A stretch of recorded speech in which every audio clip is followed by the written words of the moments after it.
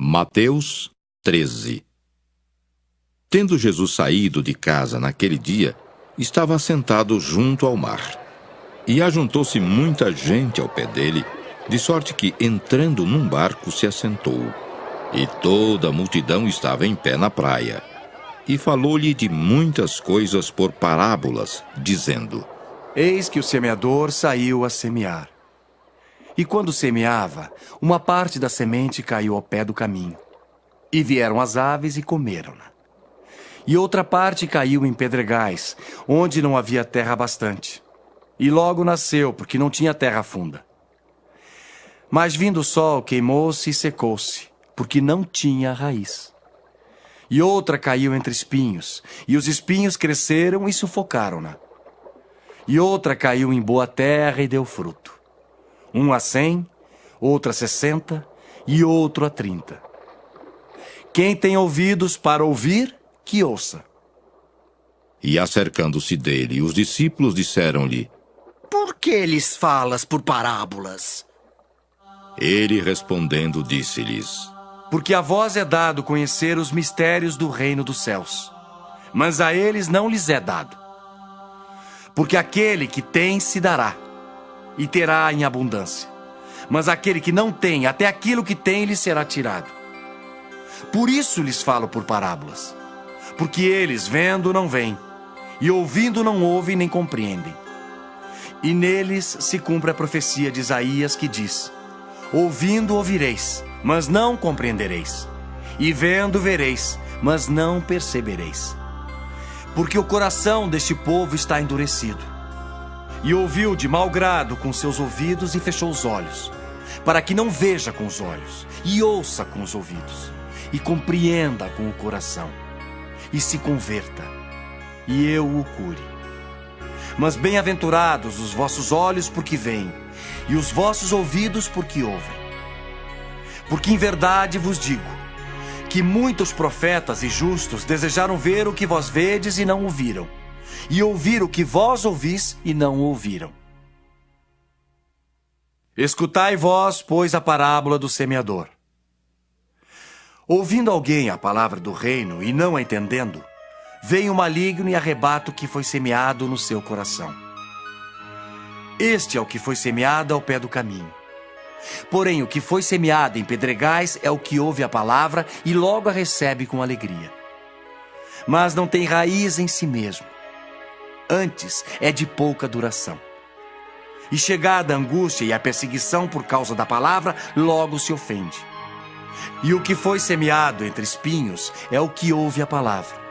Mas os cuidados deste mundo e a sedução das riquezas sufocam a palavra e fica infrutífera. Mas o que foi semeado em boa terra é o que ouve e compreende a palavra. E dá fruto. E um produz 100, outro 60 e outro 30. Propôs-lhes outra parábola, dizendo: O reino dos céus é semelhante ao homem que semeia boa semente no seu campo. Mas, dormindo os homens, veio o seu inimigo e semeou o joio no meio do trigo, e retirou-se. E quando a erva cresceu e frutificou, apareceu também o joio. E os servos do pai de família, indo ter com ele, disseram-lhe: Senhor, não semeaste tu no teu campo boa semente? Por que tem então joio? E ele lhes disse: Um inimigo é quem fez isso. E os servos lhe disseram: Queres, pois, que vamos arrancá-lo? Porém, ele lhes disse: Não, para que ao colher o joio não arranqueis também o trigo com ele. Deixai crescer ambos juntos até a ceifa. E por ocasião da ceifa, direi aos ceifeiros: Colhei primeiro o joio e atai-o em molhos para o queimar, mas o trigo, ajuntai-o no meu celeiro. Outra parábola lhes propôs, dizendo: O reino dos céus é semelhante a um grão de mostarda, que um homem, pegando dele, semeou no seu campo, o qual é realmente a menor de todas as sementes. Mas crescendo é a maior das plantas e faz-se uma árvore, de sorte que vêm as aves do céu e se aninham nos seus ramos. Outra parábola lhes disse: O reino dos céus é semelhante ao fermento, que uma mulher toma e introduz em 3 medidas de farinha, até que tudo esteja levedado. Tudo isso disse Jesus por parábolas à multidão, e nada lhes falava sem parábolas, para que se cumprisse o que fora dito pelo profeta que disse: Abrirei em parábolas a boca, publicarei coisas ocultas desde a criação do mundo. Então, tendo despedido a multidão, foi Jesus para casa, e chegaram ao pé dele os seus discípulos, dizendo: Explica-nos a parábola do joio e do campo. E ele respondendo disse-lhes: O que semeia a boa semente é o Filho do Homem. O campo é o mundo. A boa semente são os filhos do reino, e o joio são os filhos do maligno. O inimigo que o semeou é o diabo, e a ceifa é o fim do mundo. E os ceifeiros são os anjos.